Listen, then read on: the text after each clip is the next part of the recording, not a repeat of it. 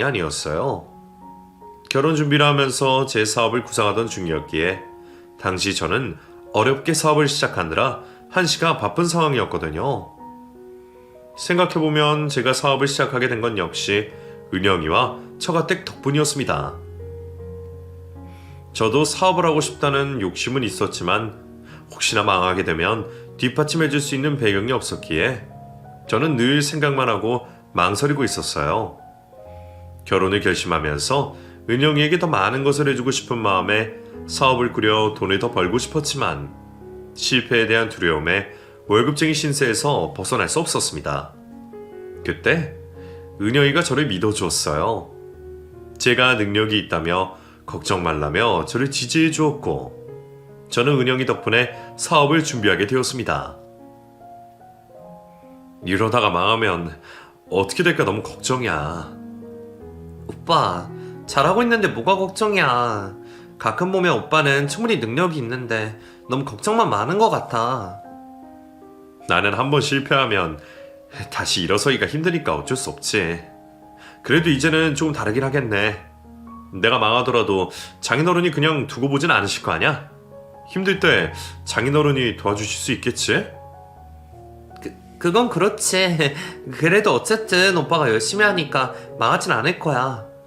나도 옆에서 오빠 열심히 도울게. 힘들면 친정에서 도와주실 거라며 용기를 주던 아내 덕분에 저는 과감히 사업을 벌였습니다. 다행히 걱정과 달리 제 사업은 시작부터 잘 풀려가고 있었어요. 사실 제 스스로도 쉽게 망할 거라고 생각하진 않았습니다. 한순간 치기로 결정했던 일이 아니었고 아주 오래전부터 구상하고 계획했던 사업이었기 때문에 어찌 보면 그 사업을 준비하는 데만 몇 년이 걸린 일이었었죠. 몇 년의 상상만 해보던 일이 실현이 되어서 그런지 저는 그 어느 때보다 열정적일 수밖에 없었어요. 거기다가 이제는 든든한 처가 덕분에 실패에 대한 위험 부담이 적어서 그런지 저는 등에 날개를 다른 듯 더 높이 비상에 갈 수 있었습니다. 그래서 1년 만에 금방 자리를 잡고 사무실까지 늘리게 되었죠. 제가 사업에 열심을 다하는 동안 아내는 그런 제 곁에서 저를 내조해 주었습니다. 결혼을 하면서 하던 일도 그만두고 제 사업을 도와준 아내 덕분에 제가 단기간에 성과를 낼 수 있었던 게 아닐까 싶었죠. 확실히 여유 있는 집에서 자라서 어릴 적부터 보고 배운 게 달라서 그런지 아내는 저와 달리 식견이 넓고 센스가 있는 사람이었습니다.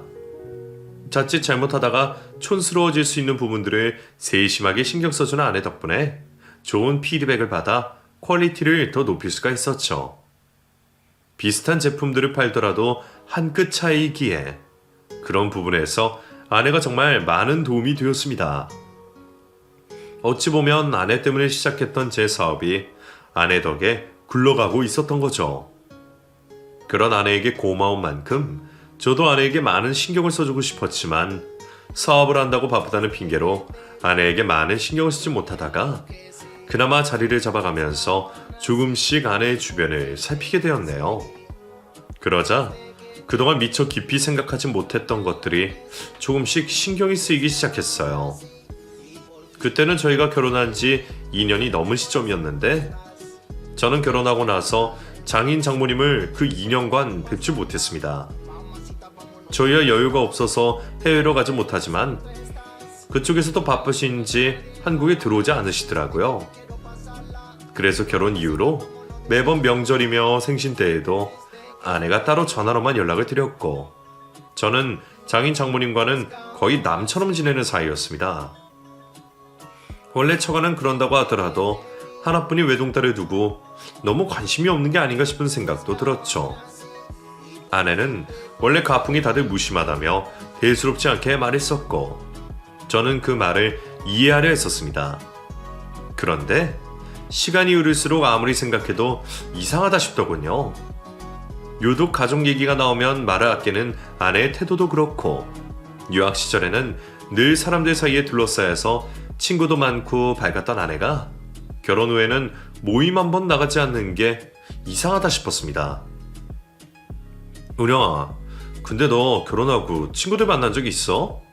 생각해보니까 네가 혼자 어딜 나간 적이 없는 것 같네. 혹시 우리 회사 일 때문에 신경 쓰여서 약속을 안 잡는 거야? 아니야. 그냥 결혼하고 나니까 누구 만나는 게 쉽지 않네? 나 말고 다른 친구들도 다들 결혼하고 아이 낳고 살고 그러니까 시간들이 안 맞기도 하고. 나도 오빠랑 있고 싶어서. 그래도 내가 바쁠 때는 나가서 놀고 그래도 괜찮은데. 나는 정말 괜찮으니까 걱정하지 마. 저희가 오래전부터 알고 지냈던 것에 비하면 저는 은영이의 주변인들에 대해 아는 게 별로 없었습니다. 저의 유학 시절 그 친구들과는 별로 친하지도 않았으니 진작에 연락이 끊겼지만 은영이는 다들 잘 지냈는데도 불구하고 결혼식 때 그 친구들을 부르지 않았더라고요. 말로는 당시 사정 때문에 급히 귀국을 하면서 연락을 못했던 게 미안해서 점점 멀어졌다고는 하지만 당시 은영이를 떠올리면 결혼할 때 부르지 않은 게 이상했습니다. 게다가 결혼식에서 봤던 친구들 역시 모두 제가 모르는 친구들 뿐이었거든요. 활달했던 사람이 결혼 이후에는 사람도 만나지 않고 저만 바라보고 사는 게 혹시 나 때문인가 싶어서 괜히 미안하고 신경이 쓰였죠. 그런데 어느 날 누군가의 결혼식에 참석했던 제가 놀라운 광경을 목격하게 되었습니다. 아내 없이 혼자 지인의 결혼식에 참석했는데 옆에서 같이 열린 다른 결혼식장에서 다름 아닌 제 장인 장모님이 계시더라고요. 장인 장모님이 누군가의 결혼식을 찾는다는 건 이상한 일이 아니지만 바쁘시다고 귀국 한 번 안 하셨던 분들이 저희에게 연락도 없이 한국에 들어오셨다는 것도 그렇고 장모님이 한복을 차려입고 마치 혼주처럼 계신 것도 참 이상하다 싶었습니다. 놀란 마음에 제가 장인 장모님께 다가갔는데 심지어 그분들은 저를 못 알아보시더군요. 두 분 언제 귀국하셨어요? 은영이도 알고 있나요? 예? 아, 예. 와주셔서 감사합니다. 두 분 저 모르세요? 저 이서방이잖아요. 은영이랑 결혼한. 누구? 은영의 이름을 대며 묻는 제 질문에 적지 않게 당황한 두 사람은 제가 더 입을 열기도 전에 서둘러 저를 구석으로 데려가며 입단속을 시키기 시작했습니다. 남의 일하는 데 와서 뭐 하는 거예요? 남이라뇨? 저 기억 안 나세요? 저 사위잖아요. 그런 제게 두 사람은 기막힌 사실을 알려주었습니다. 알고 보니 자기들은 역할 대행을 하는 배우들이라며 오늘도 누군가의 부모의 노릇을 하러 왔다는 겁니다. 우리는 그냥 돈 받고 일하는 사람들이에요. 그 아가씨도 그날 처음 봤었고 우리는 시키는 대로 부모 자리를 지켰을 뿐이라고요. 그럼 두 분이 은영이 부모님이 아니라는 말씀이세요? 그렇다니까요. 심지어 우리 진짜 부부도 아니에요. 그냥 같이 일하는 것뿐이지. 그리고 그날 거기 하객들도 전부 연기자들이었어요. 무슨 사정인지 몰라도 그때 하던 손님들 중에 진짜 지인 아무도 없었을걸? 아무튼 우리는 그냥 돈 받은 대로 일했을 뿐이고 이런 게 불법도 아니에요. 할 말 다 했으니까 더 이상 괴롭히지 말고 남 일하는데 방해할 생각도 마요. 아내의 결혼식 날 찾아왔던 아내의 손님들이 전부 연기자들이었다는 말에 저는 제 귀를 믿을 수 없었습니다. 하지만 그 사람들에게 명함까지 받아서 확인까지 했더니 그 말이 전부 사실이었더군요. 저는 그런 짓을 벌인 아내의 행동을 도저히 이해할 수 없었습니다. 대체 왜 나를 속이고 부모님까지 숨겼던 건지 저는 진실을 알아야만 했어요. 대놓고 아내에게 물어볼까 싶은 생각도 해봤지만 결혼을 속인 여자가 제게 쉽게 진실을 말할 거라는 기대가 없었습니다. 결국 저는 내키지 않았지만 아내의 뒷조사를 해볼 수밖에 없었죠. 사람을 시켜 뒷조사를 하면서도 저는 그 상황이 황당하기만 했습니다. 물론 저희가 오래 깊이 알고 지내던 사이는 아니었지만 전혀 모르는 사이는 아니었잖아요. 저는 유학 시절 은영이의 집안 사정까지 알고 있었고 은영이가 부잣집 딸이라는 건 틀림없는 사실일 텐데 가릴 것 없는 아내가 대체 왜 그런 거짓말과 연극을 꾸민 것인지 저는 이유를 찾을 수가 없었습니다. 그리고 저는 얼마 뒤 심부름 센터를 통해 아내의 진짜 부모님이 멀쩡히 살아계시다는 걸 알 수 있었어요. 혹시나 돌아가셨던 걸까 걱정했는데 다행인지 두 분은 지방에서 지내고 계셨다네요. 그 사실을 알게 된 저는 진짜 장인 장모님을 만나러 갈 수밖에 없었습니다. 그런데 그때 문제가 생기고 말았어요. 저도 나름대로 아내 몰래 티나지 않게 일을 처리하고 있다고 생각했는데 아내가 제가 장인 장모님을 찾고 있다는 걸 알고는 집을 나가버렸습니다. 제가 사실을 알았다는 것을 알고는 바라는 것 없이 이혼해 줄 테니 자신을 찾지 말라는 쪽지 한 장만 남겨놓고 새벽에 없어졌더라고요. 그 사람이 갈 곳은 친정밖에 없을 거란 생각에 저는 서둘러 장인 장모님이 계시다는 지방으로 내려갈 수밖에 없었습니다. 이제 모두 밝혀진 마당에 그곳에서 아내에게 직접 자초지종을 듣기로 했죠. 그렇게 한참 걸려 주소에 적힌 곳으로 달려간 저는 그제서야 저의 진짜 장인 장모님을 뵙게 되었습니다. 한눈에 봐도 아내와 무척 닮은 모습에 그제서야 그분들이 진짜라는 걸 알게 됐군요. 결혼할 때는 그 사람들이 두른 명품들만 보고 부잣집 처가라고 지레짐작해서 닮지도 않은 배우들을 보고 장인 장모님인 줄 알았던 저였는데 말이죠. 저 처음 인사드리겠습니다. 은영이 부모님 맞으시죠? 저 은영이와 결혼할 이진수라고 합니다. 혹시 제가 어떻게 왔는지 아시나요? 자네가 은영이 남편인가? 이서방, 빨리 경찰서에 신고해, 빨리. 제가 자세한 상황을 설명드리기도 전에 장모님이 제게 경찰에 신고하라며 난리셨습니다. 무슨 상황인지 어리둥절한 제게 장모님이 놀라서 말씀하셨죠. 사실 은영이가 조금 전까지 여기 있었어. 그리고는 자네 들어오는 걸 보고 도망을 친 모양인데 걔가 지금 제정신이 아니야. 뱃속에 아이까지 가진 애가 다 포기하고 죽겠다는데 이게 무슨 일이야 정말. 걔가 이서방한테 큰 죄를 지은 건 알지만 그래도 우선 사람을 살리고 봐야지 않는가. 에라뇨? 은영이가 임신을 했나요? 그래, 그러니까 어서 신고해서 은영이 찾아야 해. 아내의 임신 소식도 몰랐던 저는 임신을 한 상태로 죽겠다며 집을 나선 아내를 찾으러 갈 수밖에 없었습니다. 당시에는 아내에 대한 배신감이나 분노보다는 우선 사람을 살리고 봐야겠다는 생각뿐이었던 터라 어디지도 모르는 동네에서 어디로 간지도 모르는 아내를 찾기 위해 거리를 헤매고 다닐 수밖에 없었죠. 뱃속의 아이 소식도 놀라웠지만 아내가 저 때문에 죽겠다는 얘기까지 했다는 것을 듣고는 저도 거의 정신을 잃다시피 했습니다. 그래서 제가 맨발이었다는 것도 한참 뒤에 알게 되었죠. 그렇게 정신없이 아내가 있을 만한 곳을 찾아다니던 저는 어느 호숫가 앞에 울고 있는 아내를 발견하게 되었습니다.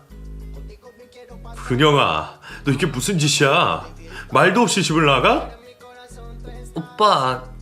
오빠가 여기는 어떻게 알고 왔어? 어떻게 알고 오기는? 너도 알고 있었던 거 아니야? 내가 네 진짜 부모님 찾은 거 그거 알고 도망친 거잖아. 너야말로 내가 여기 쫓아올 줄 모르고 이리로 온 거네?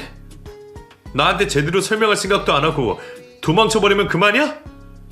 게다가 임신이라니. 너 나한테 임신한 것까지 속였어? 그건 아니야. 임신한 건 나도 얼마 전에야 알았어. 근데 오빠가 내 비밀을 다 알았다는 걸 알고 차마 말을 할 수 없었어. 그래서 다 끝났다고 생각해서 도망칠 수밖에 없었던 거야. 은영이는 눈물을 흘리며 자신의 사정을 얘기하기 시작했습니다. 아내가 부유했던 건 사실이었습니다. 그러다 유학하던 당시 장인어른 회사가 부도가 나면서 은영이가 갑자기 귀국을 해야 했던 것이었죠. 그 후로 회사는 완전히 문을 닫게 되었고 은영이는 학업을 끝까지 마칠 수가 없었답니다. 부자는 망해도 3대가 간다지만 은영이네는 상황이 달랐던 모양입니다. 장인어른이 신념이 있으신 분이신지 부도가 난 상황에서도 마지막까지 회사 직원들 퇴직금을 챙겨주셨고 자신 때문에 줄도 사는 회사들을 살리겠다며 굳이 갚지 않아도 되는 거래처들 빚까지 갚으시느라 가지고 있던 전 재산을 탕진하셨답니다. 은영이는 남을 돕느라 자식을 뒷전으로 미루신 부모님께 서운한 마음에 부모님과 절연을 했었답니다.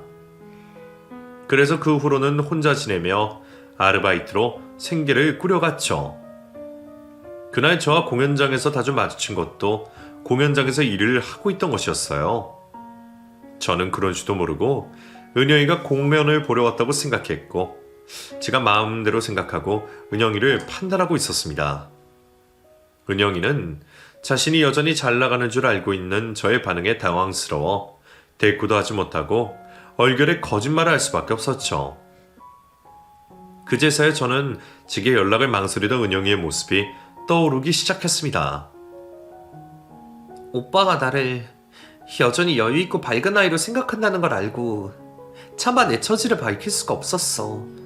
오빠는 내 첫사랑인데 내가 내 첫사랑한테 어떻게 치부를 보여줘. 그때 당시 내 가장 밝고 좋은 모습들만 기억하고 있는 오빠한테 실망을 시키고 싶지 않았어. 처음에는 관계가 이렇게 깊어질 줄 모르고 말을 못했는데 시간이 지날수록 더더욱 말을 하지 못하겠더라고. 결국 거짓말이 거짓말을 낳고 결혼식까지 거짓을 할 수밖에 없었던 거야. 그래도 어떻게 그럴 수가 있어. 적어도 결혼할 때 말을 했어야지. 대체 언제까지 숨기려고 그랬어? 미안해. 내가 돈 때문에 너를 좋아했다고 생각해? 그랬으면 처음 봤을 때부터 고백했겠지. 나는 오히려 집안 차이 때문에 너한테 다가갈 수가 없었어. 부잣집 처가에서 혹시 나를 반대할까 싶어서 결혼 얘기도 쉽게 못 꺼냈어. 근데 너는 내 속도 모르고 내 앞에서 부모님까지 속이고 결혼식장에 직장까지 다 거짓말을 했잖아. 차라리 나한테 솔직하게 말해줬으면 내가 이런 배신감을 느낄 필요는 없잖아. 제 화는 쉽게 가라앉지 않았습니다. 나를 얼마나 모자란 놈으로 봤으면 내가 돈 때문에 자기를 좋아한 거라고 생각을 했을까 싶더라고요. 나를 속이고 기만했다는 생각에 너무나 화가 났던 저는 아내에게 소리를 지를 수밖에 없었습니다. 그런 제 모습에 미안하다며 우는 아내를 보니 그 모습이 또 안쓰러운 겁니다. 그래서 겨우 마음을 진정시킬 수 있었죠. 생각해보면 은영이가 먼저 거짓말을 했던 적은 없었습니다. 자기 상황을 밝히지 못했을 뿐 은영이가 부잣집 딸에 여유가 있다고 생각했던 건 제 자신이었어요. 제가 먼저 은영이를 그렇게 오해했고 제가 먼저 부잣집 처가에 도움을 바랬습니다. 그런 제 앞에서 은영이가 어떻게 솔직할 수 있었을까 싶은 생각이 들더군요. 생각이 복잡했던 저는 우선 아내를 데리고 다시 처가로 돌아갈 수밖에 없었습니다. 그리고 그날은 아내와 말없이 각방을 쓰고 밤을 보낼 수밖에 없었죠. 밤새 다른 방에 누워서 아내를 떠올리다 보니 저도 그제서야 마음이 조금 진정되는 기분이었습니다. 내가 아내와 헤어지고 살 수 있을지, 내 아이를 안 보고 살 수 있을지 생각하니 점점 머리가 정리되는 것 같더라고요.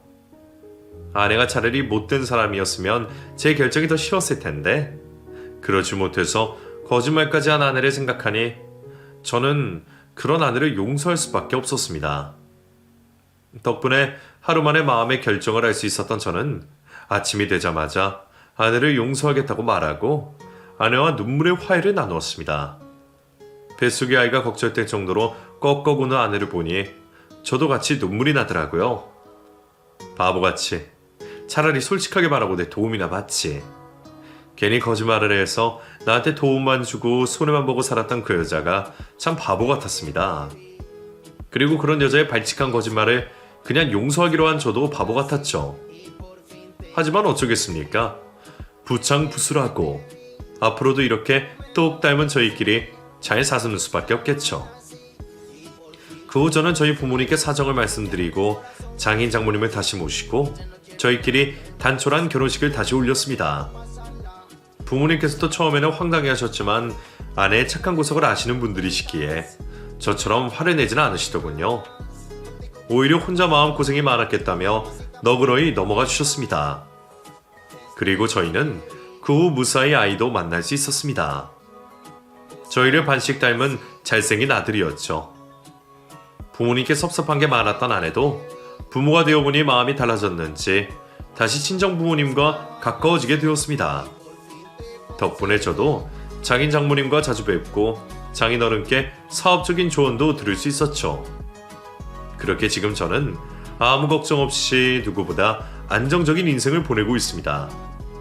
아이는 어느새 자라서 어린이집에 다니고 있고 지금은 양가 부모님들과 자주 뵈면서 어른들도 잘 모시고 있어요. 그날 이후 아내는 제게 사소한 거짓말도 하지 않았습니다. 한번 무너진 믿음을 다시 쌓는다는 게 쉬운 일은 아니지만 저희는 서로를 이해하고 믿으며 부부간의 믿음을 다시 쌓고 있죠.